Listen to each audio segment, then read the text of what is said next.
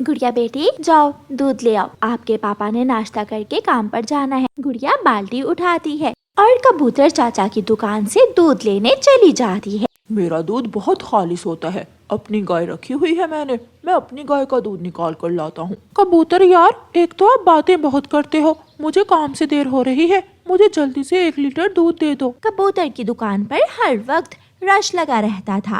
Uncle uncle मुझे भी 50 रुपए का दूध दे दे, मैंने भी जल्दी जाना है। यहाँ सबको जल्दी है, क्या जमाना आ गया है, कोई 1 मिनट भी इंतजार नहीं करता। गुड़िया कबूतर चाचा की दुकान से दूध लेती है और वापस उड़ती है। थोड़ी दूर गुड़िया को कालू कौवा आवाज देता है। गुड़िया गुड़िया, मैं अपना कुल्हाड़ा घर भूल आया हूँ। बेटी मैं थक जाऊंगा, मुझे मेरा कुल्हाड़ा तो घर से ला दो।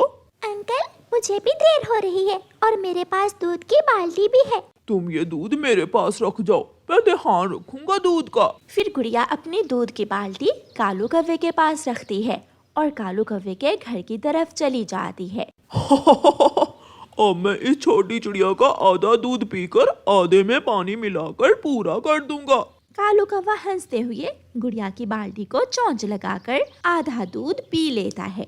आंटी गौरी, कालू अंकल बरगद के पेड़ के पास बैठे हैं, वो अपना कुल्हाड़ा मांग रहे हैं। कालू तो मेरे सामने अपना कुल्हाड़ा लेकर गया था, शायद वो भूल रहा होगा, उसे जाकर बता दो। गुड़िया वापस जाती है। अंकल वो देखें, आपका कुल्हाड़ा तो आपके पास ही पड़ा है। अच्छा, तो फिर मैं भूल गया हूँगा। भला ऐसे भी कोई भूल सकता है?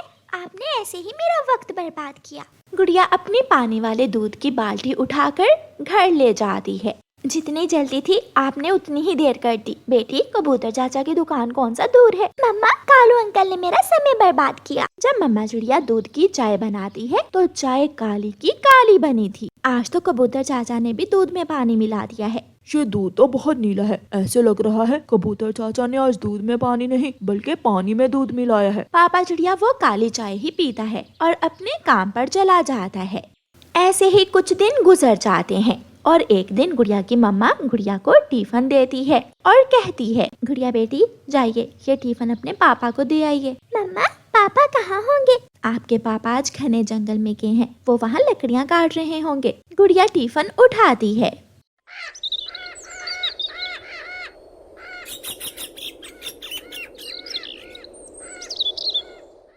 और अपने पापा को देने चली जाती है।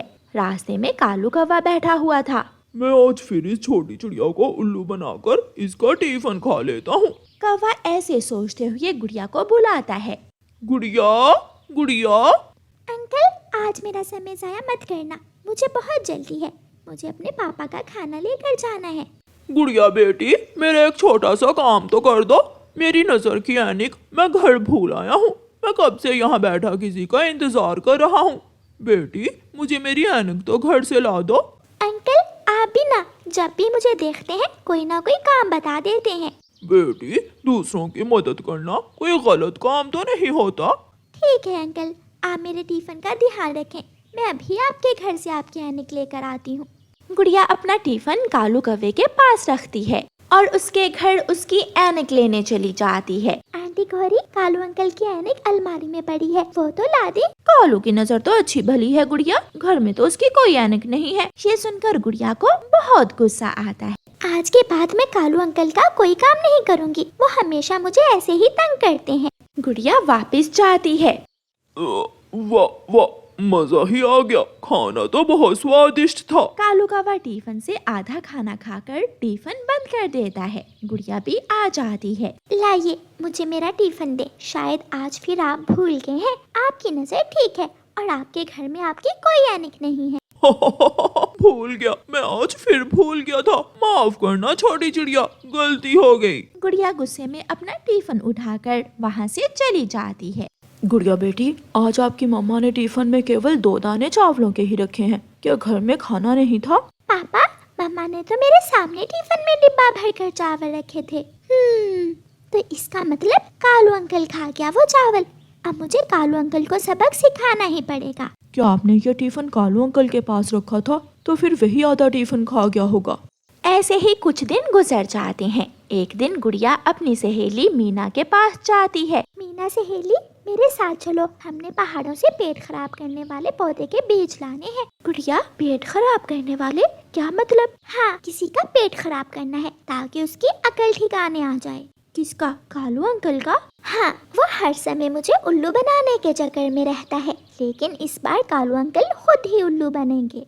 मीना और गुड़िया पहाड़ों पर जाती हैं और वहाँ से काले बीज जमा कर लेती हैं। अब मजा आएगा कालू अंकल के बच्चे को। गुड़िया घर आकर वो बीज छुपा लेती है और अपनी मम्मा से कहती है, मम्मा, मैं थोड़ी खिचड़ी अपनी सहेली मीना के घर दे आऊँ, वो भी खा लेगी। हाँ बेटी, जरूर, लो ये खिचड़ी आप अपनी सहेली को दे आओ। गुड़िया वो खिचड़ी लेकर रसोई में जाती है और उसमें पेट खराब करने वाले बीज मिला देती है। अब देखती हूँ कालू अंकल को। गुड़िया अपने घर से निकलती है। नदी के पास कालू कौवा और गोरी कौवी बैठे हुए थे। गुड़िया वहाँ जाती है। अंकल अंकल, मैं अपनी एक चीज घर भूल आई हूँ, आप मेरी खिचड़ी का ध्यान रखना। मैं अभी घर से अपनी चीज लेकर वापस आती हूँ। हाँ हाँ, पक्षी ही एक दूसरे की मदद करते हैं। तुम निश्चिंत होकर जाओ गुड़िया, मैं और तुम्हारी चाची बैठे हैं खिचड़ी के पास। गुड़िया खिचड़ी वाला डिब्बा कालू और गौरी के पास छोड़कर थोड़ी दूर जाकर छुप जाती है। कालू, कालू, अब मुझे पता चला तुमने ये खिचड़ी अपने पास क्यों रखी है। दोनों मिलकर खाएंगे पागल छोटी चिड़िया की खिचड़ी। फिर कौवा और कौवी दोनों वो खिचड़ी खाने लगते हैं। खा लो और खा लो, बस थोड़ा इंतजार करो, अभी मजा आएगा। कालू कौवा उछलने लगता है। गौरी, गौरी, मेरे पेट में गुड़गुड़ हो रही है। कालू, कालू, मेरे भी पेट में गुड़गुड़ हो रही है। फिर कालू कौवा भागता है और शौचालय चला जाता है। पीछे ही गोरी। कालू बाहर आता तो गोरी चली जाती, गोरी शौचालय से बाहर आती तो कालू चला जाता। गुड़िया भी वहाँ आ जाती है। अंकल कालू, सजा तो आपको मिलना थी, लेकिन गौरी चाची मुफ्त में ही फंस गई। और खाओ मेरी खिचड़ी, मैंने उसमें पेट खराब करने वाले बीज मिला रखे थे। फिर कौवा और कौवी एक साथ बोलते हैं, क्या? और गुड़िया हंसती हुई वहाँ से चली जाती है। कौवा और कौवी तो सारा दिन शौचालय के पास ही रहते हैं। रानो चिड़िया की ऐसी कहानियाँ सुनने के लिए YouTube सर्च बार में रानो चिड़िया की कहानी लिखें या फिर ये बटन दबाकर बोलकर कहें रानो चिड़िया की कहानी। चिड़िया के 3 अंडों से 3 छोटे छोटे बच्चे बाहर आ गए थे। आज चिड़िया माँ बहुत खुश थी। मेरे बच्चे बहुत सुंदर हैं। बच्चों, आप घोंसले में ही बैठो, मैं आपके लिए भोजन लेकर आती हूँ। मम्मा मम्मा, मैं तो मीठा फल खाऊंगा और मैं भी फल ही खाऊंगा। मम्मा मम्मा, वो दाना क्या होता है? भाई फल खाएंगे और मैं दाना खाऊंगी। अच्छा ठीक है, अब मुझे जाना होगा, मैं जल्दी लौट कर आऊंगी मेरे बच्चों। फिर मम्मा चिड़िया अपनी टोकरी उठाती है और अपने बच्चों के लिए भोजन लेने चली जाती है। तोते के घर के पास एक अमरूद का पेड़ था। तोता वहाँ बैठा पके हुए अमरूद खा रहा था। चिड़िया वहाँ चली जाती है। तोते, मेरे बच्चे आज ही अंडों से बाहर आए हैं। मैं यहाँ मीठा फल लेने आई थी, मगर यहाँ तो कुछ नहीं है। छी, आहिस्ता बोलो, मैंने फल इन पत्तों के नीचे छुपाए हुए हैं। उन कौवों के डर से वो सारे फल तोड़ कर ले जाते हैं। तोता पत्तों वाली शाख हटाता है तो नीचे पके हुए 3 अमरूद थे। चिड़िया खुश हो जाती है और उस पेड़ से 3 पके हुए अमरूद तोड़कर अपनी टोकरी में रख लेती है। तोते भैया, आपने तो मेरी बहुत मदद की, ना जाने मुझे कहाँ कहाँ जाना पड़ता फल लेने के लिए। चिड़िया, तुम चिंता ना करो, मैं हर रोज तुम्हारे लिए कोई नया फलों वाला पेड़ ढूंढ लिया करूँगा। छोटी बेटी दाना मांग रही थी, अब मुझे जाना होगा, मुझे कहीं से दाना भी ढूंढना है। झरने के पास जाओ, वहाँ से आपको दाना भी मिल जाएगा। दिन गुजरते गए और मम्मा चिड़िया अब अपने बच्चों को उड़ना सिखा रही थी। गुड़िया और उसका एक भाई तो घोंसले के पास ही उड़कर उड़ना सीख रहे थे, मगर बड़ा भाई चिंटू दूर निकल जाता। मम्मा चिड़िया आगे से जाती और उसे वापस लेकर आती। चिंटू बेटा, अभी आपने नया नया उड़ना सीखा है, घोंसले से दूर मत जाओ, यहाँ जंगल में दूर जाना छोटे बच्चों के लिए ठीक नहीं है। मम्मा, मगर मैं भाई और बहन से ज्यादा अच्छे से उड़ सकता हूँ। भाई, मम्मा की बात ध्यान से सुनो, जिंदा रहने के तौर तरीके हमें मम्मा ही सिखाएंगी। दूसरे दिन मम्मा चिड़िया दाना लेने जाती है तो बच्चे घोंसले के आसपास ही उड़ना शुरू कर देते हैं। बड़ा भाई चिंटू तो कुछ ज्यादा ही बुलंदी पर चला जाता है। भाई दूर मत जाओ भाई। मैं इससे भी ऊपर तक जा सकता हूँ, मैं बादलों को हाथ लगा सकता हूँ, तुम ऐसा नहीं कर सकते। चिंटू और ऊपर जाता है और तेज हवा का झोंका चिंटू को उड़ाकर अपने साथ ही ले जाता है। भाई मेरा भाई कहाँ चला गया? गुड़िया बहन चुप कर जाओ, चिंटू भाई को उड़ना आता है, वो वापस आ जाएगा। नहीं, हमें मम्मा को बताना होगा। मगर मम्मा ने तो हमें घोंसले से बाहर जाने से मना किया हुआ है। झरने के पास, मम्मा झरने के पास होंगी। मैं जाकर मम्मा को बताती हूँ। मम्मा ने मुझे बताया था कि वो आज झरने के पास दाना लेने जाएंगी। छोटा भाई घोंसले में छुप कर बैठ जाता है और गुड़िया अपनी मम्मा की तरफ जाती है।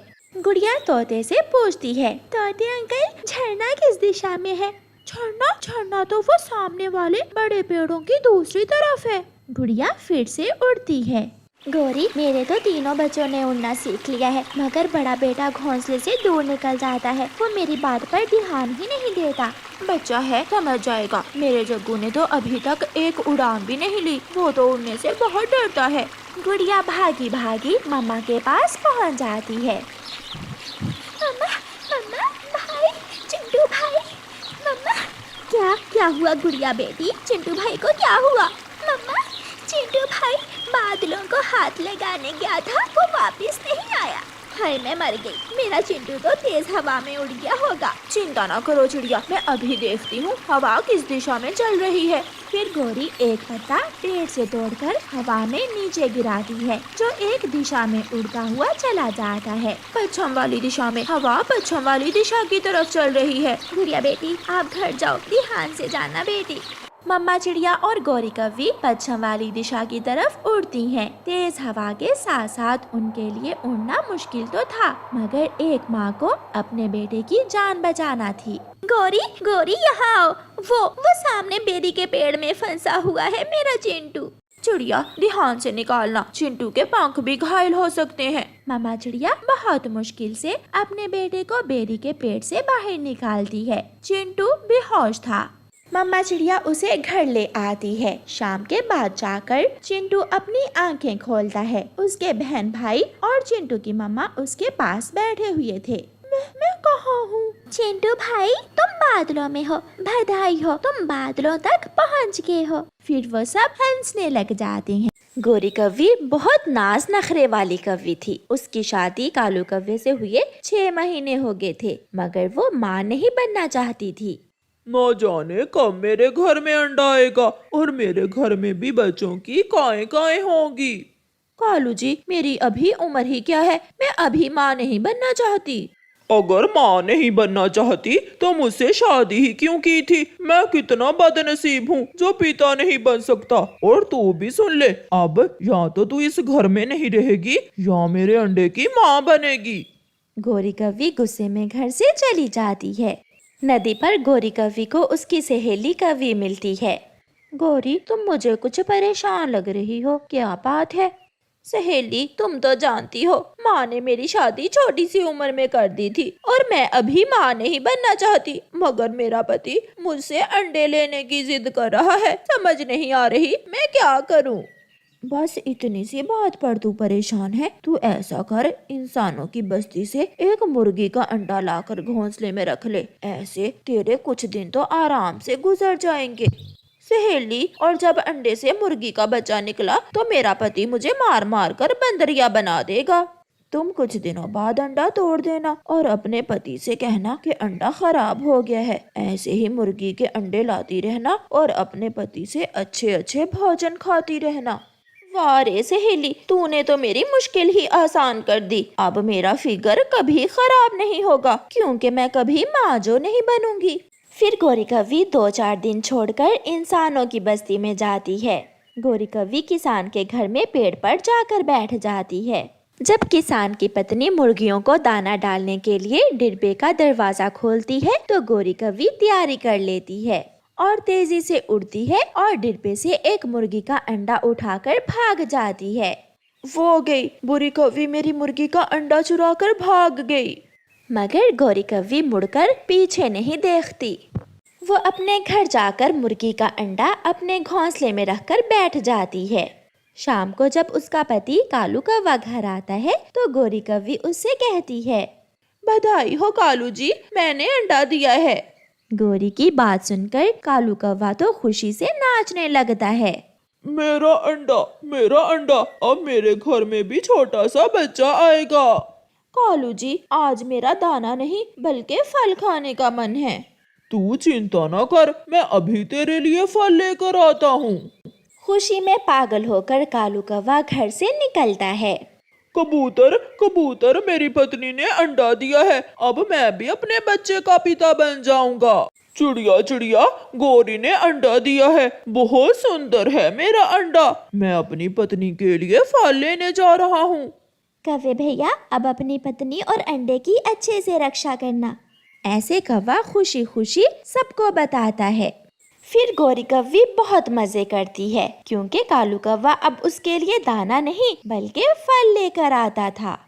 ऐसे ही कुछ दिन गुजर जाते हैं और एक दिन गोरी कौवी सोच रही थी, आज कालू के आने से पहले पहले मैं ये अंडा तोड़ देती हूँ और कालू से कहूँगी कि अंडा खराब हो गया है। मगर आज कालू कौवा शाम से पहले ही घर लौट आता है। पति जी, आज आप इतनी जल्दी ही घर लौट आए। अब मुझसे अपने अंडे से दूर नहीं रहा जाता। ये लो, तुम ये मीठा फल खाओ और मैं अंडे के पास बैठ जाता हूँ।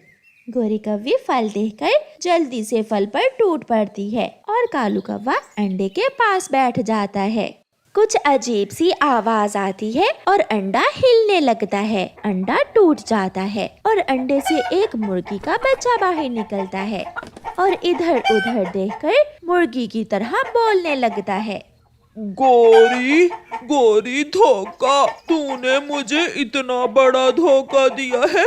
ये तो मुर्गी का अंडा था। कालू सच, मैं सच कह रही हूँ। मुझे क्या मालूम ये सब कैसे हुआ। तेरा पति मैं हूँ कालू कौवा, कोई मुर्गा नहीं है जो मुर्गे का अंडा देगी तू। मुर्गी का बच्चा तो कालू कौवे को देखकर डर जाता है और बोले जा रहा था, चल निकल जा, अभी के अभी तू मेरे घर से निकल जा। फिर कालू कौवा गोरी कौवी को मार मार कर अपने घर से निकाल देता है। गोरी कौवी रोती हुई चिड़िया के पास जाती है। चिड़िया, मुझे बचा लो, कालू ने मुझे घर से निकाल दिया है। रोते हुए गोरी कौवी सारी बात चिड़िया को बताती है। सारा प्लान उल्ट हो गया चिड़िया, मैं आज ही वो अंडा फेंकने वाली थी और आज ही पकड़ी गई। गोरी, तुमने अपने पति के विश्वास को तोड़ा है। वो तो पूरे जंगल में सबको बताता फिर रहा था और तूने उसे धोखा दे दिया। चिड़िया, बस एक बार कालू से मेरी सुलह करवा दो, फिर मैं कभी ऐसा काम नहीं करूंगी। मैं अंडा भी दूंगी और बच्चा भी पाल लूंगी। बस एक बार मुझे कालू से माफी ले दो। फिर चिड़िया गोरी कौवी के साथ जाती है और उसे कालू कौवे से माफी लेकर देती है। गोरी, एक घर बच्चों से ही घर बनता है और तू बच्चे पैदा करने से डर रही है। कालू जी, मैं अपनी सहेली की बातों में आ गई थी, मुझे माफ कर दो। फिर कालू गोरी को माफ कर देता है और फिर कुछ दिनों बाद गोरी सच में अंडा दे देती है। मगर कालू कौवा अभी भी डर रहा था कि कहीं ये भी कोई मुर्गी का अंडा ही ना हो। प्यारे दोस्तों, इस कहानी को लाइक, अपने दोस्तों के साथ शेयर और चैनल को सब्सक्राइब करना बिल्कुल मत भूलना। आपका धन्यवाद।